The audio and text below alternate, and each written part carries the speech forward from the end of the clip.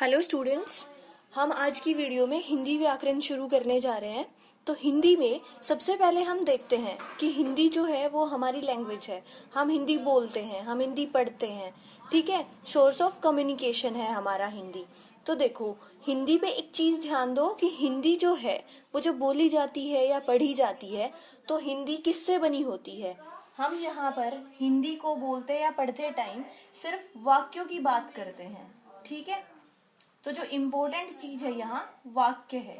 Okay, तो जो वाक्य है वो क्या होता है? वाक्य होता है शब्दों का समूह।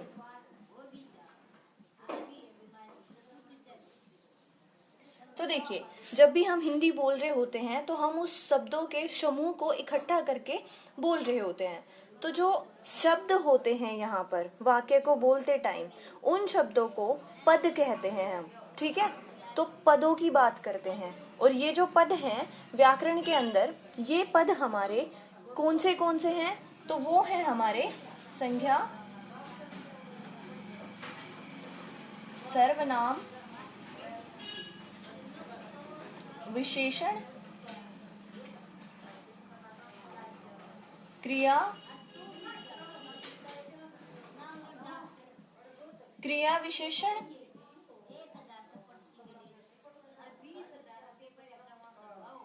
ये हमारे पद होते हैं। तो जब पद की बात करते हैं तो अब जब भी हम पद का वर्णन करते हैं तो हम क्या क्या चीजें बता रहे होते हैं, उसमें हम पद का पद परिचय देते हैं।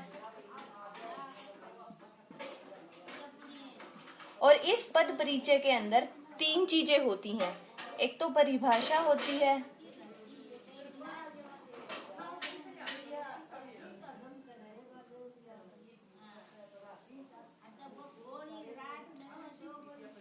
सबसे पहले होती है परिभाषा, दूसरा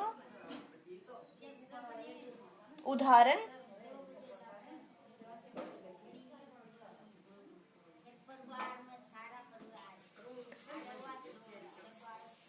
और तीसरा होता है उसका नाम। नाम पहले आएगा, फिर उसकी परिभाषा और फिर उसका उदाहरण। तो इसीलिए हम हिंदी में जब भी संज्ञा, सर्वनाम, विशेषण, क्रिया, क्रिया विशेषण की बात करते हैं तो हम सबसे पहले उसका नाम देते हैं, फिर उसकी परिभाषा देते हैं और फिर उसका उदाहरण देते हैं। हम ऐसे हिंदी में इन पदों को पढ़ते हैं। तो देखिए, इन पदों के अलावा जो हमारा वाक्य है, जैसे ये तो हमारा जो साधारण वाक्य है उसमें प्रयोग हो जाते हैं, ठीक है। लेकिन कभी कभी क्या होता है, और तरह के भी वाक्य होते हैं। जैसे एक तो साधारण वाक्य हो गया, एक आपके वाक्य होते हैं, देखो मैं आपको बता ही देती हूँ। एक साधारण वाक्य होते हैं,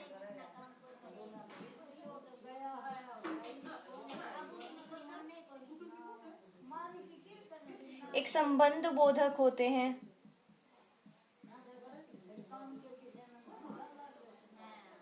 एक समुच्चय बोधक होते हैं,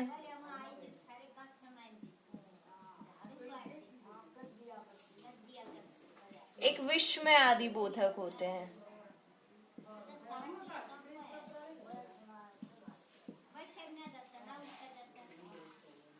तो ये हमारे वाक्य होते हैं।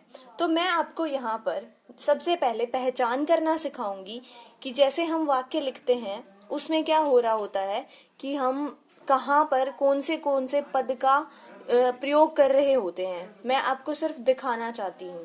तो देखिए, मैं यहाँ आपको 3 वाक्य दे रही हूँ, उससे आपको कुछ आइडिया लग जाएगा कि कैसे हम यूज करते हैं।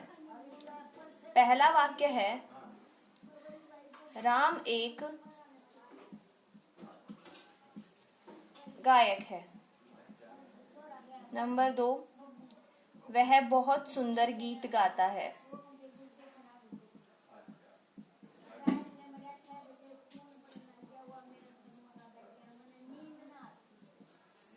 नंबर 3,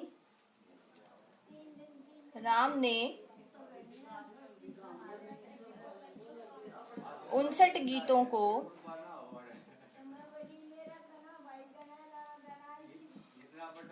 कलम से प्रसिद्धि के लिए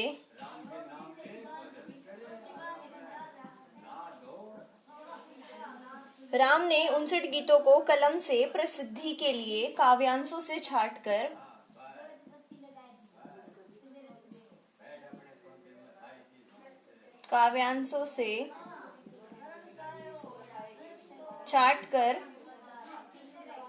एक सार में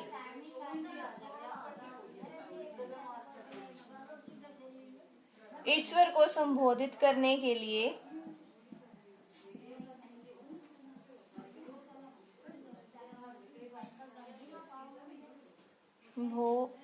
एक सेकंड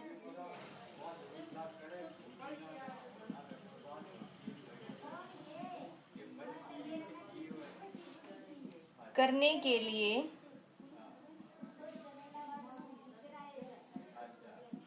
लिखा है। तो आप यहाँ देखिए,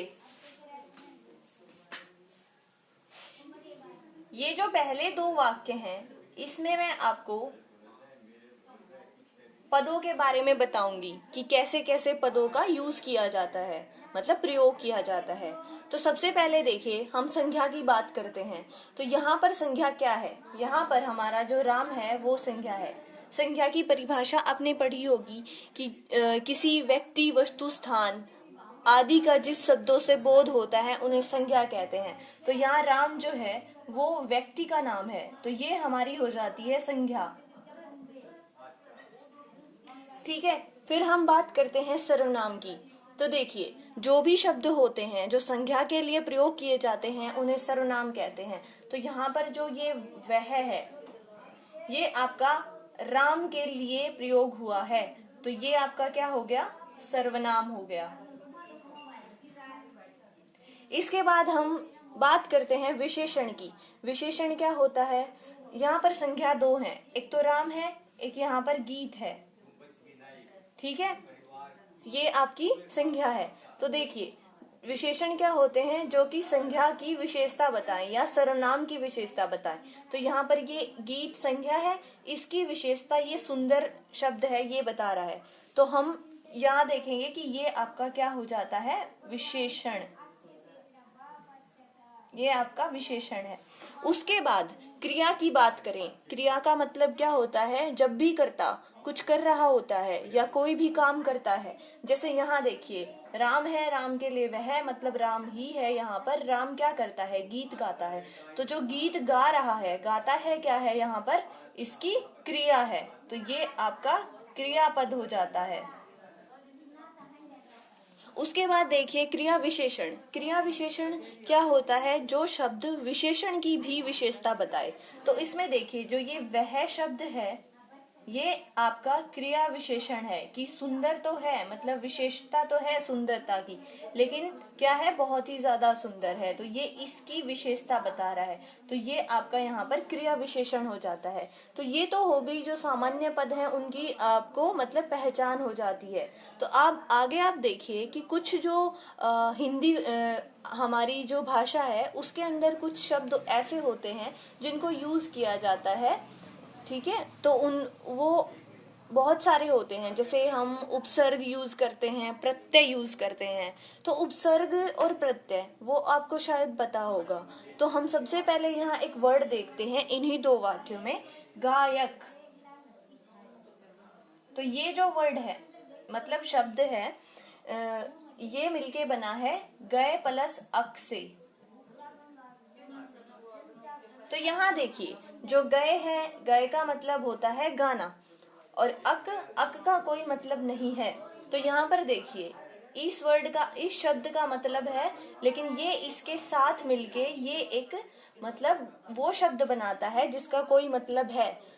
तो हिंदी भाषा में आपने एक परिभाषा पढ़ी होगी कि जो भी शब्द होते हैं जिनका कोई मतलब नहीं होता, लेकिन वो किसी अन्य शब्द के पीछे आकर उसका अर्थ बदल देते हैं, उसे सार्थक कर देते हैं, उन्हें हम प्रत्यय कहते हैं। तो यहाँ पर ये आपका प्रत्यय है। ठीक है, उसके बाद देखिए हम तीसरे वाक्य में आते हैं। अब हमारा आता है उपसर्ग। उपसर्ग क्या होते हैं? जो शब्द किसी अन्य के आगे जुड़कर उसको क्या उसका मतलब ही चेंज कर देते हैं, मतलब बदल देते हैं उसका मतलब। तो यहाँ देखिए ये वर्ड है 59, तो ये हमारे उपसर्ग का उदाहरण है। ये किससे मिलके बना है? उन प्लस सट से। तो देखिए उन प्लस सट, सट का मतलब है उनका नहीं है, लेकिन ये जुड़ के एक सार्थक शब्द बना देता है 59। ठीक है। अब आप देखिए हिंदी शब्दों में आप कारक भी पढ़ते हो, तो जो कारक हैं उनके पूरे जैसे 7 जो कारक के पार्ट हैं, 7 या 8 हैं, तो उनको मैंने इस पूरे वाक्य से यहाँ पर दिखाया है। तो जैसे देखो कारक में क्या होता है? कर्ता ने क्रम को करण से, संप्रदान के लिए आपादान से, संबंध का के की, अधिकरण में पर संबोधन हे अरे। तो देखिए मैं यहाँ पर इस थर्ड वाक्य से आपको कारक की मतलब पहचान दिखा रही हूँ, कैसे उसको आप याद कर सकते हो। जैसे देखो राम ने मतलब कर्ता ने, 59 गीतों को, करम को, कलम से मतलब करण से, प्रसिद्धि के लिए। तो ये देखिए संप्रदान के लिए, काव्यांशों से छाटकर मतलब आपादान से अलग करके, एक सार में मतलब सबको एक साथ, इनका संबंध बनाकर ईश्वर को संबोधित करने के लिए लिखा है। ईश्वर को संबोधित मतलब संबोधन हे अरे। तो ये यहाँ आपको सारे जो वाक्य हैं उनके पदों की पहचान हो जाती है। तो हम जो अगली वीडियो डालेंगे यहाँ, उसमें आपको संज्ञा सर्वनाम और ये सारे जो पद हैं उनके बारे में हम बताएंगे। ये हमारी बहुत ही साधारण हिंदी है, तो आपको साधारण हिंदी का थोड़ा सा ज्ञान कराने की कोशिश की जा रही है। आप कंटिन्यूअसली वीडियो देखते रहिए और आपको पता लग जाएगा। धन्यवाद।